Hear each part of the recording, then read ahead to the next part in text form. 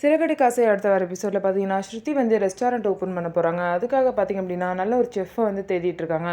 மீனா வந்து நல்லா சமைக்கிறாங்க அப்படின்னால மீனா வந்து பார்த்திங்க அப்படின்னா என் கூட பார்ட்னராக வந்துடுறீங்களா என்னோட ரெஸ்டாரண்ட்டுக்கு ஒரு செஃப்பா அப்படின்னு சொல்லிட்டு கேட்குறாங்க.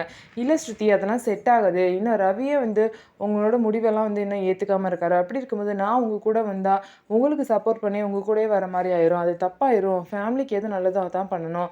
அது மட்டும் இல்லாமல் எனக்கு அத்தனை பேருக்குலாம் சமைக்க தெரியாது, ஏதோ 4-5 பேருக்கு மட்டும் தான் சமைக்க தெரியும் அப்படின்னு சொல்லிட்டு மீனா வந்து சொல்கிறாங்க.